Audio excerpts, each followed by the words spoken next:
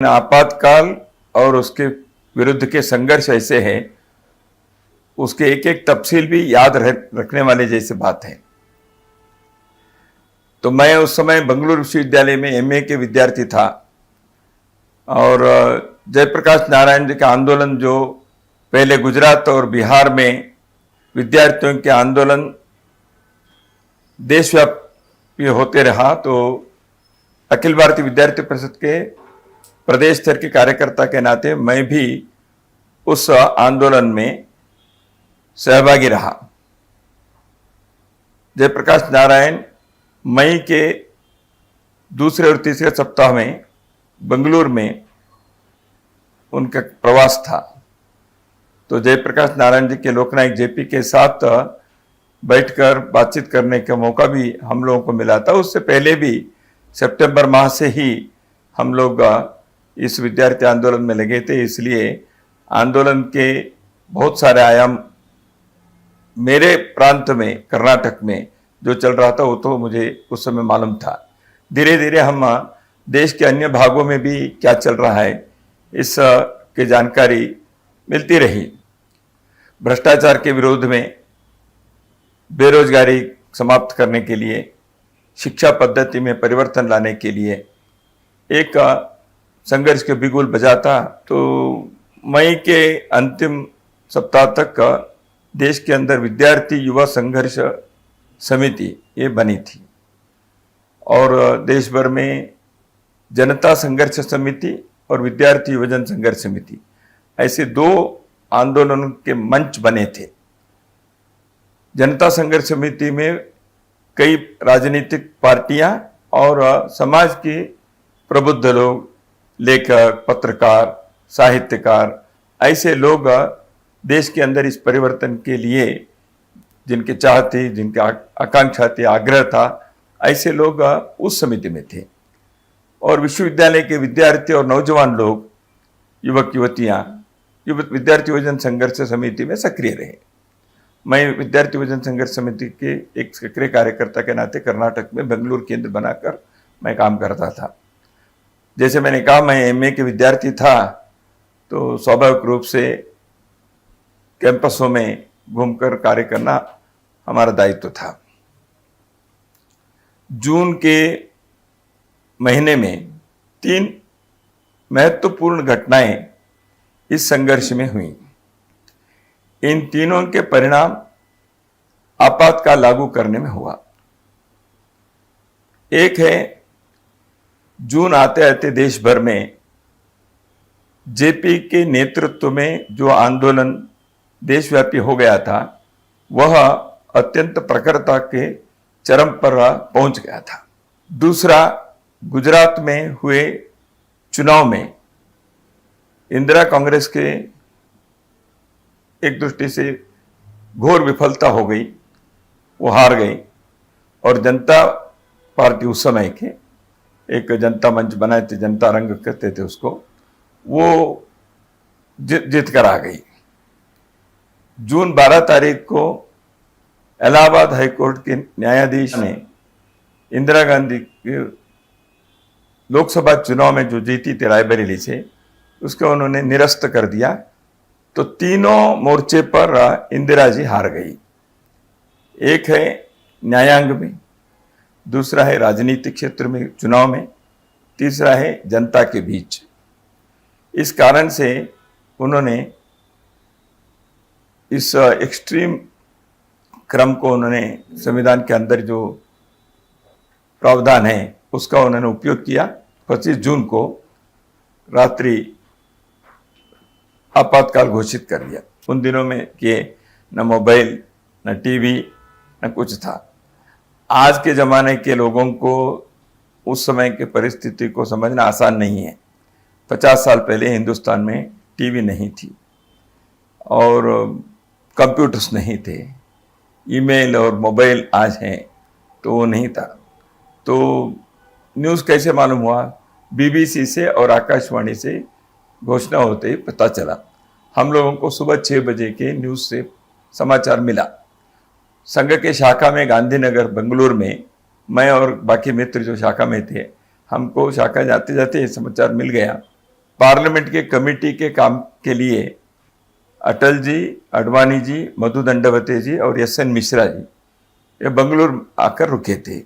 शाखा के समाप्ति होते ही हम लोग वहां गए और अटल जी, अडवाणी जी स्नान वान करके नीचे जलपान के लिए आ रहे थे। उनके आगे के कार्यक्रम के लिए उनको जाना था।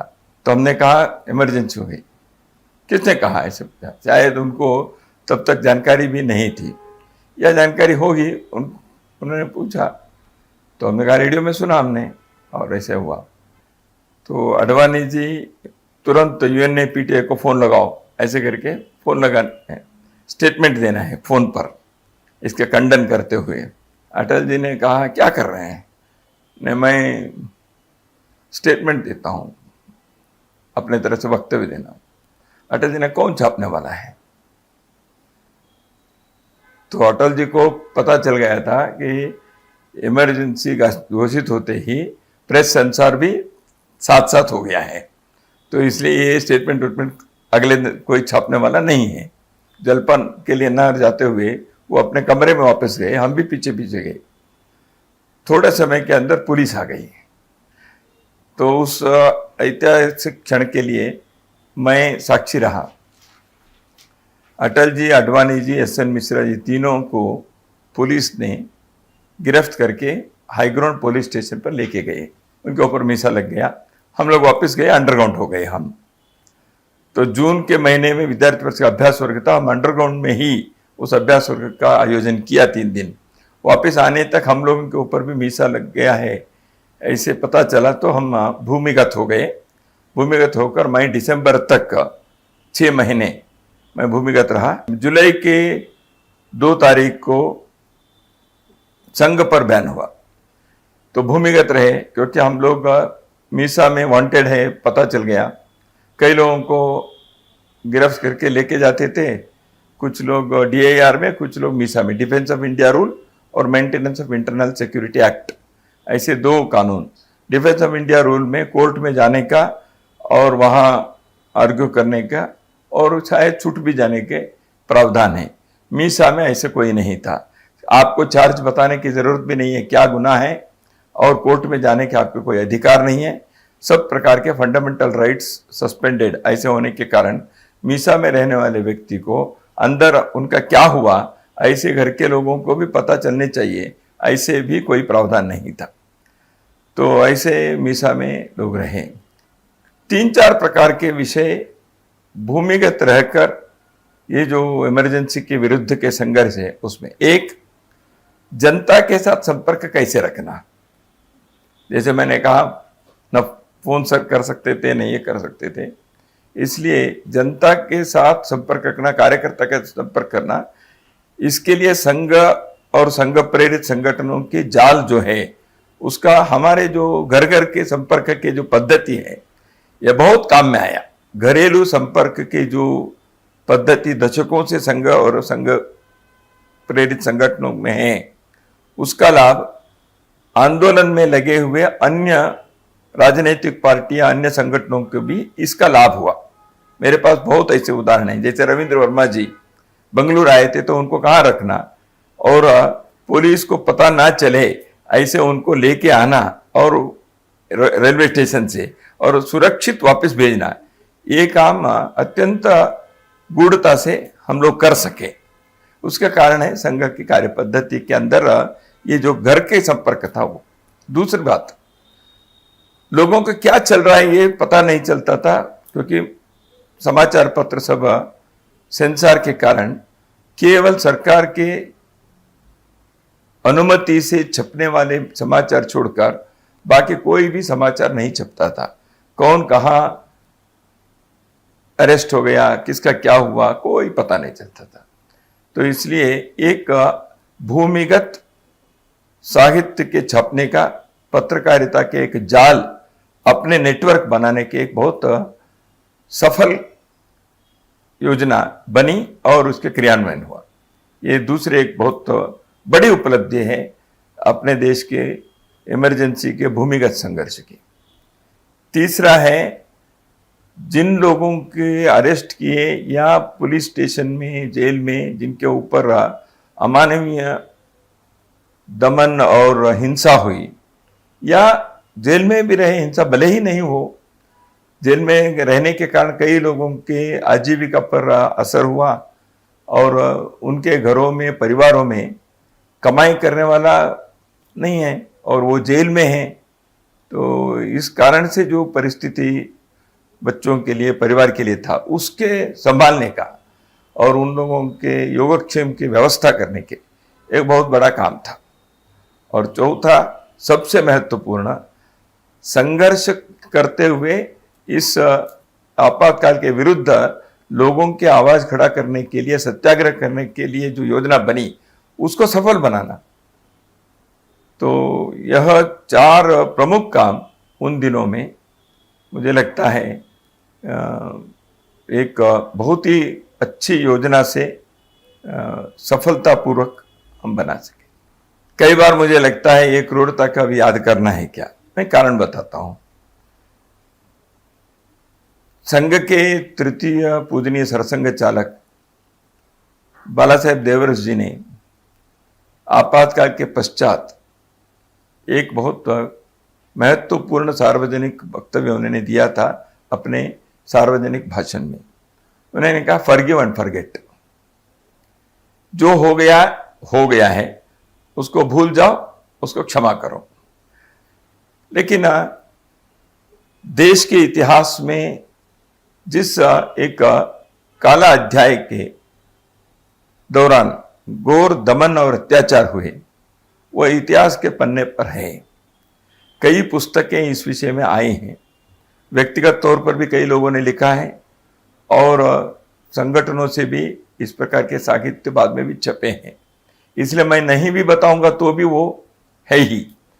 तो इसलिए बाला साहेब देवरस जी ने जो अपेक्षा की थी उसको ध्यान में रखकर मैं थोड़ा 2-4 बातें इस संदर्भ में बताऊंगा। क्रूरता और अमानवीयता बहुत व्यापक प्रमाण में कई जगह पर हुए। जिस प्रकार अपने देश की व्यवस्था, पुलिस के, सरकारी प्रशासन की व्यवस्था ऐसे बर्बरता दिखा सकते हैं, इसका एक अनुभव आपातकाल में हुआ। हाथ दोनों ऐसे पीछे बांधकर ऊपर से उनको खींचना और वो जमीन से ऊपर जाता है जैसे फांसी के होता है। उस समय उनके पीठ पर, उनके पैर पर लाठी से मारना। उस समय जो क्रूरता हुई 3 प्रकार की हुई। एक है जो अरेस्ट हुए उनके लॉकअप में हुआ, बहुत सारे व्यापक प्रमाण में जो हुआ वो पुलिस लॉकअप में हुआ, उनको जेल में भेजने से पहले। पुलिस लॉकअप में जो हुआ उसके जो हिंसा के प्रकार है, कैंडल से, उस समय के आंध्र प्रदेश है, अभी तेलंगाना है, आंजनेयुलु एक कार्यकर्ता, उसके शरीर के लगभग 100 जगह पर उनको जलाया कैंडल से, उनसे कुछ मुंह से कहलवाने के लिए, बुलवाने के लिए। किसी को नारियल के इसके अंदर कीड़े रखकर उसको यहां बांध दिया नाभि के ऊपर, या जैसे मैंने कहा पुलिस भाषा में एरोप्लेन कहते हैं, गोली कहते हैं, चपाती कहते हैं। ये सब अलग अलग प्रकार के हिंसा के, जो टॉर्चर के अलग अलग प्रकार है। ये सीधा बिठाकर उसके ऊपर रोलिंग करो, तरह तरह के हैं, इलेक्ट्रिक शॉक दो, या इसमें पिन से अंदर एक उसे दो। तो इस प्रकार के भयानक करने के कारण लोगों को, एक को कर रहे हैं तो दूसरे यहां बैठकर देखता है तो उसको अगला मेरा है ऐसे लगेगा ही, जो मेरे सामने भी हुआ है। तो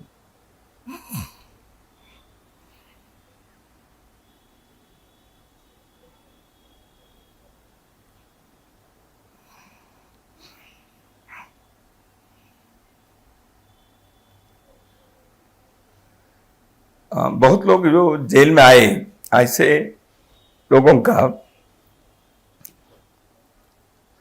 उस समय जेल के अंदर कई लोगों को आने के बाद लॉकअप में 3 दिन 4 दिन जिस प्रकार उनके साथ ये अमानवीय अत्याचार हुए, वो उस स्थिति में जेल में आने के बाद उनको 10 दिन 15 दिन मालिश करना, ये सब महीने तक किया।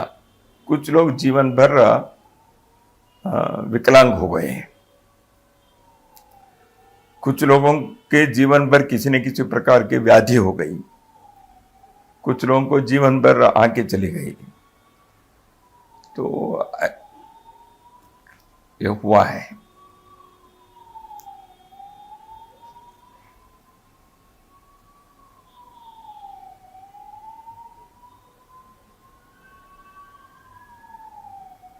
हमारे कई मित्र ऐसे हुए, वैसे मेरे साथ तो ऐसे नहीं हुआ, हमारे आंखों के सामने हुआ है। तो जिनको ऐसे हुआ, उन्होंने बाद में किसी भी प्रकार के उनके मुंह से कोई अपशब्द नहीं आए और उन्होंने इस आंदोलन से दूर नहीं गए, या उनके घर के लोग संगठन को नहीं छोड़े।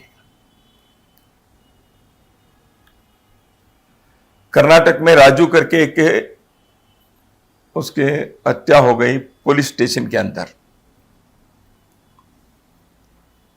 तो ऐसे कई प्रकार के लॉकअप की जो हिंसा है ना, वो देश भर में बहुत जगह पर हुए हैं।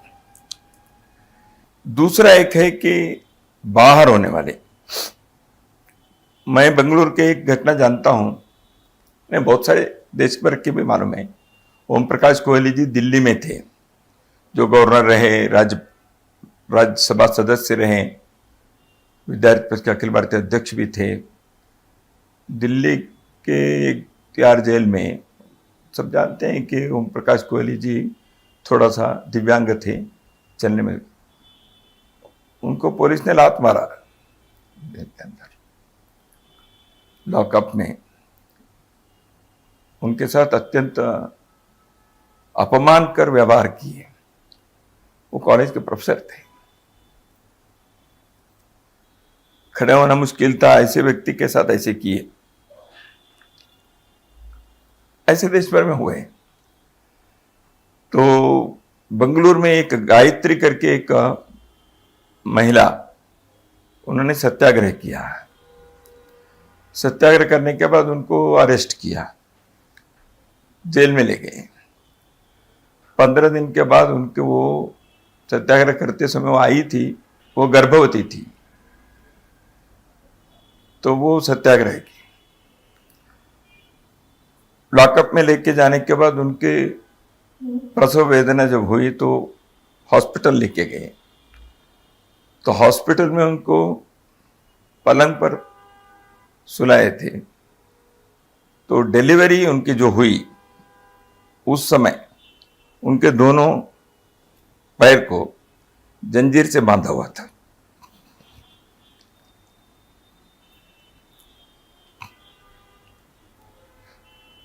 उन बातों को आज याद करने से अपने मन अनावश्यक यातना में या खराब से यह होता है।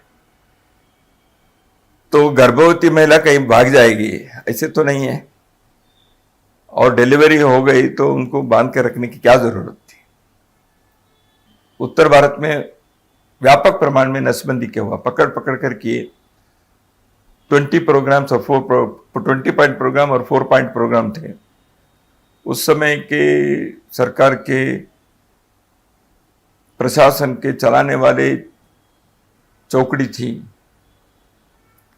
उसमें जो भी लोग थे, उन्होंने नसबंदी के कार्यक्रम को सफल बनाने के लिए देश के अंदर जनसंख्या नियंत्रण करने के उन्होंने जिस प्रकार के आपातकाल के उपयोग किया, जबरदस्ती, यह घोर अमानवीय और मानवाधिकार के विरुद्ध के इतिहास के पन्नों पर हमेशा एक काला धब्बा है। शाह कमीशन के सामने भी यह सब बाद में आया था। जेल के अंदर भी हुआ। जेल के अंदर बाकी जो कैदी रहते हैं, क्रिमिनल केसेस में आए हैं, उन लोगों को राजनीतिक कैदियों के खिलाफ उकसा कर, उन लोगों के झगड़ा करवा के उनसे मारपीट करवाया, उनके हाथ में सब प्रकार की चीजें हैं। ये राजनीतिक कैदियों के पास निहत्थे थे, जेल के अंदर ऐसे जानबूझकर करवाने का प्रयत्न किया, झगड़े हो गए ऐसे। बल्लारी जेल में लगभग 25 लोग हाथ के पैर के हड्डी टूट गई, महीनों तक उनको अस्पताल में रखना पड़ा। जनसंघर्ष समिति जो बनी वो लोक संघर्ष समिति, LSS कहते थे।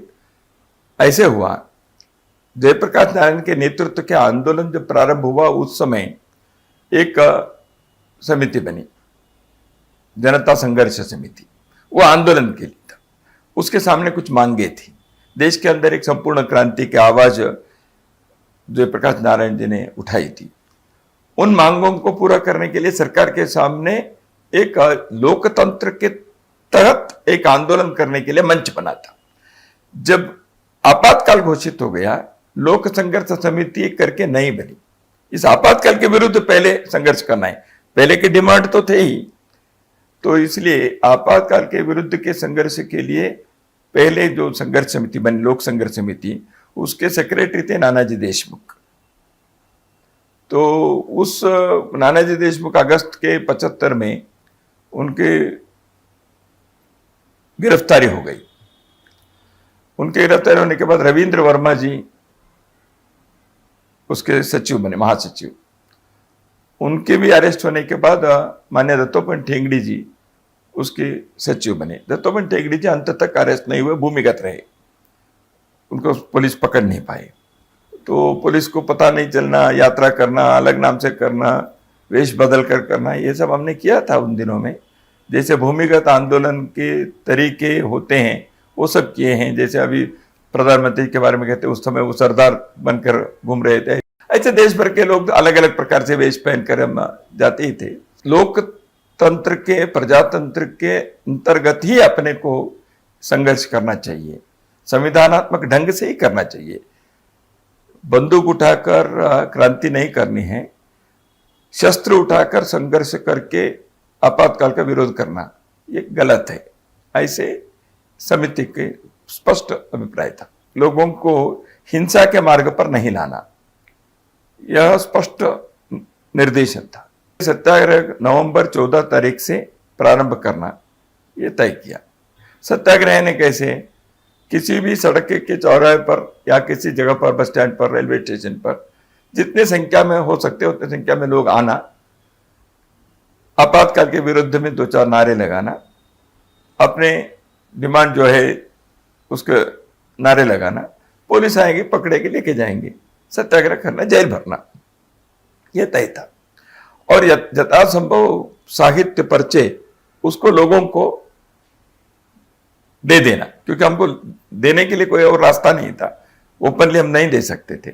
इसलिए सत्याग्रह के लिए जाते समय जेब में, थैली में पर्चे रखो, उसको सबके लिए दे दो। तो ये सत्याग्रह के तरीके थे। तरह तरह के सत्याग्रह हुए और भी हुए। इस आपातकाल को जनता ने स्वीकार नहीं किया है, यह लोकतंत्र के विरुद्ध है, लोकतंत्र के दमन हो गया है। इसलिए इसके लिए विरुद्ध आवाज उठाना, समाज मरा नहीं है, यह स्तब्ध नहीं है, ऐसे दिखाना, यह बहुत बड़ा एक उद्देश्य था सत्याग्रह का। लगभग 49,000 से अधिक लोग सत्याग्रही अरेस्ट हुए। संघ इस सारे जयप्रकाश नारायण आंदोलन में और बाद में संघर्ष के संदर्भ में ने आपातकाल के विरुद्ध के संघर्ष में काम किया है। संघ के समर्थन में बहुत सारे, जैसे मैंने पहले कहा, देश भर में नेटवर्क बना। तो इसलिए संघ को दमन करना यह मुख्य बात होने के कारण अन्य 25 संगठन के साथ संघ को भी बैन कर दिया था। इसलिए संघ पर प्रतिबंध लगाना और संघ के दमन करना, यह सरकार के वरिष्ठों के, नेताओं के, प्रधानमंत्री उस समय के, उनके स्पष्ट उद्देश्य था। तो इसलिए संघ को दमन करने के लिए उन्होंने स्वयंसेवकों के पुराने सूची उनको मिली, कहीं किसी के डायरी में मिल गई, या कार्यालय उन्होंने बंद करवाए, इमरजेंसी के बाद कार्यालय पर जाकर उसके सब राइड किए, कार्यालय के ऊपर ताला लगाया। तो कार्यालय के अंदर जो सूचियाँ थी, स्वयंसेवक सूची, गुरुदक्षिणा के कार्यकर्ताओं की सूची है, ऐसे लोगों के सूची पकड़ पकड़ कर उन्होंने उन घरों में गए, तो घर पे बैठे हुए व्यक्ति को भी लेके आए। तो इसलिए उनको संघ की व्यवस्था के पद्धति की सूची का लाभ उनको मिला, तो वो भी किया है। कई जगह पर संघ के कार्यकर्ता सरकारी या कॉलेज में नौकरी में है, बैंक में नौकरी में है, तो दबाव डालकर उनको वहां से ये किया, तुमको सस्पेंड कर देंगे, ये कर देंगे, इस प्रकार के उनके नौकरी के वगैरह वगैरह किया। या व्यापारी वगैरह है तो उनके ऊपर किसी न किसी प्रकार से कानून से कई लोगों को दबाव डालने का प्रयत्न किया। दूसरा और एक है कि सामान्यतः जो टार्चर हुआ है, अधिकतर टार्चर जो पुलिस लॉकअप में हुआ वो स्वयंसेवकों पर ही हुआ है। इसके दोनों कारण हैं। एक है भूमिगत काम में सक्रिय स्वयंसेवक अधिक थे, इसलिए वही पकड़े गए, वो पकड़े गए तो उनका किया। दूसरा, उनको लगता था कि ये इनसे बहुत जल्दी हम बुलवाएंगे। अंडरग्राउंड लिटरेचर छपता था, उदाहरण के लिए, कहाँ छप रहा है पूछेंगे, तो स्वयंसेवक बोलता नहीं था, तो उनको टार्चर करने के बाद भी स्वयंसेवक के मुंह से शब्द नहीं निकलते थे। तो इसलिए उनका अधिक टार्चर इस कारण से भी हुआ। एक है स्वयंसेवकों की निष्ठा के कारण, स्वयंसेवकों की संख्या के कारण। बहुत बार है स्वयंसेवक का, इसमें एक बड़ी संख्या ऐसे हैं जो नित्य की शाखा में नहीं थे। कई वर्ष पहले वो शाखा के नित्य के काम में थे, किसी न किसी कारण से, व्यक्तिगत कारण से तबादले हो गए, घर के कुछ कठिनाई के कारण वो नित्य शाखा के काम में नहीं होंगे, लेकिन वो स्वयंसेवक तो था। ऐसे लोग बहुत एक हमारे लिए गर्व के विषय है। बहुत बड़ी संख्या के ऐसे स्वयंसेवक का आपातकाल में भागे नहीं, दूर नहीं गए, उल्टा वो सक्रिय हो गए, क्योंकि उन्होंने क्या कहा, देखो हम स्वयंसेवक है, पुलिस को पता नहीं है क्योंकि हमारे नाम अभी सूची में नहीं है, इसलिए हमारे घर का उपयोग करिए। हमारे घर में भूमिगत कार्यकर्ता रुके, भोजन करे, क्योंकि हमारे घर पुलिस के राडार में नहीं है। ये कहने की हिम्मत कार्यकर्ता स्वयंसेवकों ने की उस समय। ऐसे कई स्वयंसेवकों ने जो जेल में रहे सत्याग्रह करके या ऐसे ही अरेस्ट होकर जो गए, उनके परिवार के संदर्भ में जगह जगह पर सूची बनाकर उनके घर में महिला है, बच्चे हैं, उनके भोजन की व्यवस्था वगैरह करने के लिए उन्होंने लिस्ट बनाई। अपने तरह से उन्होंने कंट्रीब्यूशन किए, अपने घर से कुछ व्यवस्था, आर्थिक सहायता की।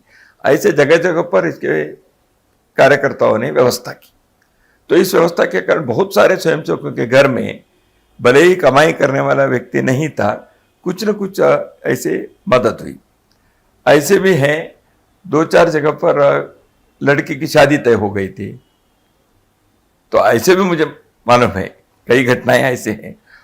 स्वयंसेवकों ने, बाकी लोगों ने वो शादी न रुके, न टूटे, भले ही वो जेल में है, पिताजी चिंता मत करो, ऐसे करके खड़े होकर शादी भी करवाई।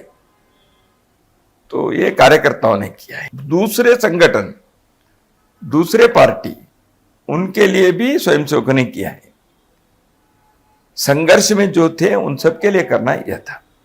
जेल में रहने वाले संघ के प्रमुख कार्यकर्ता सामान्यतः अपने संघ के स्वयंसेवकों को बाहर के जब मिलने वगैरह आते थे जेल में, यही उन्हें बताया, सभी के साथ समान व्यवहार होना चाहिए।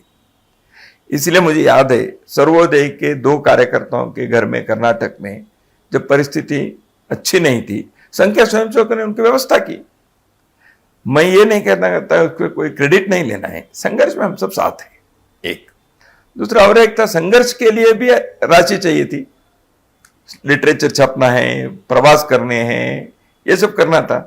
संघर्ष के लिए जो संघर्ष निधि चाहिए वो भी स्वयंसेवकों ने समाज से इकट्ठा की। किसी भी देश में लोकतंत्र जहां है, वहां लोक की आवाज को दमन करने के, कुचलने के कोई भी प्रयत्न वह सफल नहीं हो सकता। और कुछ समय के लिए आप दमन कर सकते हैं, जैसे 20 महीने आपातकाल रहा, लेकिन दमन नहीं हो सकता। लोगों की आवाज हमेशा एक लोकतांत्रिक व्यवस्था में वो बुलंद रह सकती है, उसको बुलंद रखना चाहिए। आपातकाल के विरुद्ध के संघर्ष क्यों सफल हुआ? क्योंकि इस प्रकार लोगों के जागरूक रखने के और एक संगठनात्मक नेटवर्क रखने के उस समय के नेतृत्व ने इस विषय के बारे में लोगों के लिए योग्य मार्गदर्शन दिया, ऐसे लोगों को तैयार किया था। उस आंदोलन में विशेष करके ये विद्यार्थियों के, युवजनों के एक आंदोलन से देश भर में एक परिवर्तन के लिए आंदोलन चला। इसलिए देश के नौजवान विद्यार्थी और नौजवान लोग देश समाज के बारे में जागरूक रहकर समय समय पर अपने आवाज को उठाना, सही दिशा क्या है इसके बारे में निर्णय करते हुए एक प्रबल जनशक्ति की आवाज बनना, यह यदि हमेशा उनकी ट्रेनिंग रहना ये होता है तो समाज के लिए हमेशा वो एक रक्षा कवच बनता है, एक आशादीप बनता है। तो मुझे लगता है वो होना चाहिए हमेशा। दक्षिण भारत में उसके नेतृत्व दिए माननीय होवे शेषाद्री जी ने, बेंगलुरु केंद्र था उनका। पूरे दक्षिण भारत के उस समय 4 राज्य थे, अभी तो तेलंगाना आंध्र मिलाकर 5 राज्य हो गए। उन 4 राज्यों के उस समय पूरे उन्होंने साहित्य के नेतृत्व उन्होंने दिया। कैसे? जगह जगह पर हमने प्रेस ढूंढे, रात को प्रेस काम करना, और प्रेस काम करना आवाज नहीं आना, तो इसलिए बहुत उसके लिए मशक्कत करने पड़ती थी। तो 2 पन्ने के 4 पन्ने के पत्र पत्रिकाएं छपवाना, उसमें न्यूज आइटम अन्य देश के अन्य भागों में क्या चल रहे हैं इसके बारे में जानकारी इकट्ठा करना। ये जानकारी इकट्ठा कैसे करना, वो थोड़ा सा हम कुछ फोन का भी उपयोग किए, भूमिगत इसमें अलग अलग नाम से किए, प्रवास करने वाले लोगों से लिखवा कर लाते थे, एक नेटवर्क शुरू किया था। इसके लिए ही कुछ कार्यकर्ता प्रवास करते थे, वो बाकी कोई उनके बैठक लेना, सत्याग्रह की तैयारी करना, वो काम उनके पास नहीं था। वो एक दृष्टि से पत्रकार जैसे अंडरग्राउंड पत्रकार कार्यकर्ता थे, वो कोई पत्रिका क्षेत्र के सभी नहीं थे, लेकिन न्यूज कलेक्ट करके उसको लिखना। और लेखक लोगों को एक जगह जगह पर बनाते। 2 बार लेखक लोगों के कार्यशाला किए कर्नाटक में, उन दिनों में तो मैं तो कर्नाटक में था, ऐसे देश के अन्य भागों में भी जरूर किए होंगे। हम अलग अलग नाम से, उदाहरण के लिए कर्नाटक के 4 जगह पर या महाराष्ट्र में अलग अलग नाम से अंडरग्राउंड की पत्रिकाएं छपती थी, मराठी में, कन्नड़ में, तेलुगु में, हिंदी में। उस राज्य में वो नाम भी अलग अलग थे। कर्नाटक में कन्नड़ में ही 3 नाम से 3 जगह पर छपते थे। हाँ, उसका छपने के बाद 2 प्रकार के छपना, एक है प्रिंटिंग प्रेस, वो आवाज करता है, पुलिस पकड़ सकते हैं, इसलिए हाथ से साइक्लोस्टेल करना, घुमा घुमा कर साइक्लोस करना, रातों रात काम करते थे, 1,000 प्रति निकालना रात भर काम करके। उसको सुबह 3:30 4 बजे से 5 बजे के बीच सामान्यतः जाना, सड़क पर घर के गेट के पास जहां पेपर रखते वहां डाल देना, ऐसे हम करते थे। तरह तरह के किए। वो सिनेमा देखने गए, उदाहरण के लिए मतलब कैसे किया, एक जगह पर सिनेमा देखने के लिए 4 लोग गए, हाथ में वो पत्रिका के जेब में वह सब रख के गए, तो वहां बालकनी सीट में गए ऊपर के, तो वहां से उसको धीरे धीरे ऐसे नीचे कर दिया। तो कई जगह पर बालकनी ऐसे होता है, तो बालकनी के ऐसे किया तो नीचे करके अंधेरे में बाहर चले गए, तो वो सारे पेपर नीचे गिर गए, इतने लोगों के हाथ में गए। तो डिस्ट्रीब्यूट करने के तरीके अलग अलग थे। जेल में सुबह से शाम तक कैंप जैसे हम चलाते थे। 2 प्रकार के कैदी थे, जो इमरजेंसी के कैदी, आपातकाल के। तीसरे प्रकार थे जो अन्य प्रकार के क्राइम्स करके अपराधी जो आते थे समाज में, हमेशा जो जेल में DAR, जिनके केस चलते हैं, कोर्ट में लेके जाते हैं, ऐसे DAR के जो कैदी हैं वो अलग है। उनके 1 महीने या 15 दिन के लिए जेल से जैसे कई बार छूट जाते थे, बेल में जाते थे, ऐसे होता था। मीसा के हैं, वो मीसा के लोगों के ऊपर कोई चार्जशीट नहीं, उनको ना कोर्ट है, ऐसे चलता था। तो इसलिए मीसा में रहने वाले लोगों के जीवन शैली अलग थी।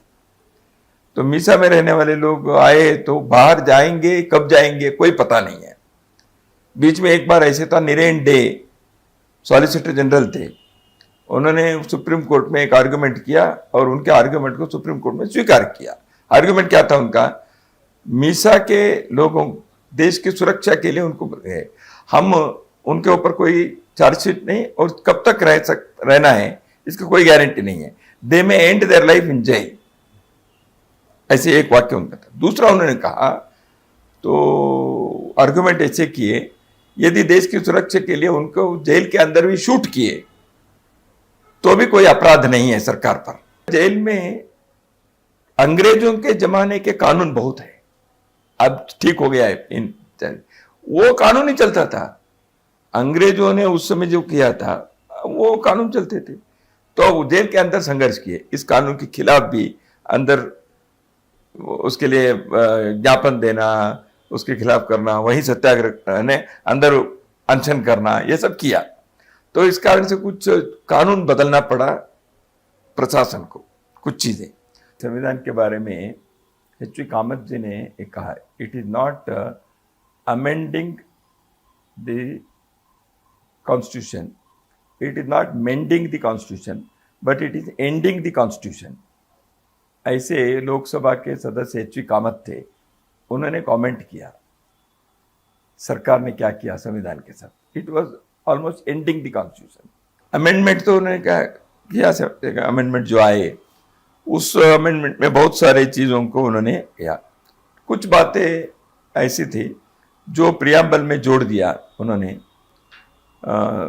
संविधान के प्रस्तावना में पहले से नहीं था, सेक्युलरिज्म और सोशलिज्म का, इन दो शब्दों को उन्होंने जोड़ा, वो आज तक है। संविधान के साथ छेड़छाड़ करने का प्रयत्न भरपूर किए उस समय, और 5 वर्ष के जो लोकसभा के कार्यकाल है उसको 6 साल किया, 1 वर्ष ज़्यादा कर दिया था। तो वो सारी चीज़ें जनता सरकार आने के बाद उसको फिर से संशोधन करके वापस किया। देश के इतिहास में आपातकालीन संघर्ष को एक दृष्टि से द्वितीय स्वतंत्रता संग्राम ऐसे कई लोगों ने उस समय कहा है। आज भी कई बार लगता है यह सही व्याख्या है। विदेशी शासन के खिलाफ एक संघर्ष हुआ, वो लंबे चला, एक स्वतंत्रता आंदोलन हुआ, लेकिन देश के अंदर के ही अपने लोगों ने संविधान के प्रावधान को दुरुपयोग करके देश के लोगों के आवाज को दमन करने के, और जयप्रकाश नारायण जैसे जिनके जीवन इतने स्वच्छ है ऐसे व्यक्ति को भी दमन करने के जो प्रयत्न हुआ, और सामान्य लोगों को तो हुआ ही, तो यह एक दृष्टि से द्वितीय स्वतंत्रता संग्राम कहना ये योग्य है, ऐसे मुझे लगता है। ये आपातकाल क्यों हुआ? देश में आपातकाल होते जब देश असुरक्षित है तो आप आपातकाल करिए। व्यक्ति या पार्टी असुरक्षित है, अस्थिर है, उसके लिए संविधान का उपयोग करना या दुरुपयोग करना यह लोकतंत्र में कभी भी नहीं होना चाहिए। मेरा हमेशा कहना है लोकतंत्र यह सुरक्षित है, अपने देश के संसदीय व्यवस्था, संविधान वगैरह वगैरह वो तो है ही, लेकिन उससे भी बढ़कर जागृत समाज और उनको जागृत रखने के कार्य करने वाले समाज के गैर राजनीतिक नेतृत्व, उनके जीवन के स्वच्छ, निस्वार्थ और देशभक्ति के उनकी प्रखरता, यह यदि है तो समाज के लोग भी ऐसे लोगों के समर्थन में खड़े होते हैं। इसलिए हमेशा देश के लिए इस प्रकार के नेतृत्व समाज में हर क्षेत्र में रहना चाहिए, वह देश के लिए भरोसा है।